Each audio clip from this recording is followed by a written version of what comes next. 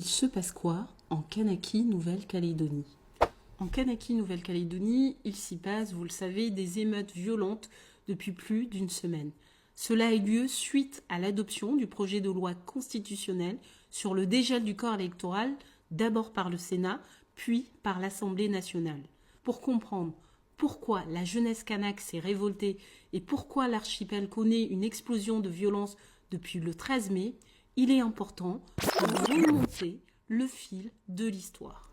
Avant toute chose, j'aimerais insister sur un point capital. C'est très complexe la Nouvelle-Calédonie. La France prend possession du territoire en 1853 sous Napoléon III avec pour projet d'en faire un bagne. La Kanakee Nouvelle-Calédonie, c'est une colonie pénitentiaire où l'on envoie des condamnés à de longues peines de travaux forcés. On y envoie aussi des vagabonds qui sont condamnés à de faibles peines d'emprisonnement mais qui ont interdiction de retourner en métropole. Et on y envoie aussi des condamnés politiques comme les communards. D'ailleurs, Louise Michel en faisait partie. Parmi les condamnés politiques, il y avait aussi des Algériens qui se sont opposés à la domination coloniale en Algérie. Cette colonisation pénitentiaire s'est aussi accompagnée d'une colonisation de peuplement. Qui dit colonie de peuplement dit spoliation massive des terres appartenant aux autochtones, ici les Kanaks. La France, qui est arrivée sur le territoire en 1853, se proclame 2 ans plus tard propriétaire de toutes les terres, alors que les Kanaks, eux, sont présents sur le territoire depuis plus de 3000 ans. Les Kanaks, eux, sont rassemblés dans des réserves qui sont petit à petit grignotées par les colons. En 1887, le code de l'indigénat est appliqué sur l'archipel. Les Kanaks sont considérés comme des sujets de la France. Ils ne jouissent d'aucun droit civil ou politique. En revanche, ils sont soumis à un impôt et aux travaux forcés. Face à cette spoliation massive de leurs terres et à la mise en place de cette colonie de peuplement, les Kanaks se sont souvent révoltés. Une des plus grandes insurrections kanaks, c'est ce qu'on appelle la Grande Révolte de 1878 qui a été menée par le grand chef Ataï, qui était roi kanak. 1000 Kanaks furent tués par l'armée coloniale.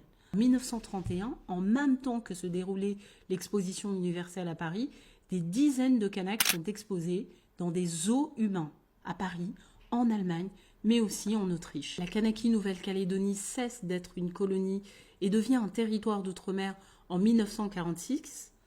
Les Kanaks, eux, n'accèdent au suffrage universel qu'en 1957. Dans les années 1960-1970, les Kanaks, qui sont devenus minoritaires démographiquement, réclament l'indépendance de la Kanakee. Entre 1984 et 1988, il y a eu ce qu'on appelle en Kanakee Nouvelle-Calédonie les événements. C'est une période de quasi-guerre civile où se sont affrontés 2 camps. Les indépendantistes qui militent pour un nouvel État, la Kanakee, et les loyalistes qui, eux, veulent continuer dans le giron français. Ces événements se terminent sur un épisode dramatique, la prise d'otage d'Ouvéa. Le 22 avril, des militants indépendantistes tuent 4 gendarmes sur l'île d'Ouvéa et prennent en otage 27 autres dans une grotte. Le 5 mai, un assaut militaire décidé par l'État fait 2 morts parmi les soldats et 19 chez les indépendantistes.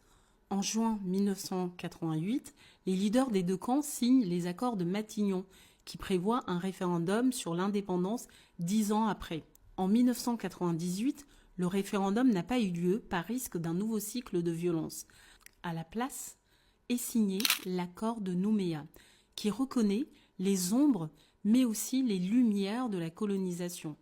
Cet accord reconnaît également une double légitimité sur le territoire, celle du premier occupant, mais aussi celle de toutes les communautés qui sont arrivées après la prise de possession de la France.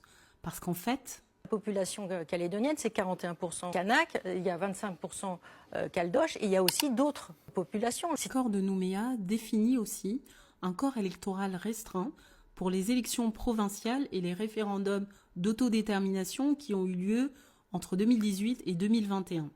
Ce corps électoral a été gelé en 2007.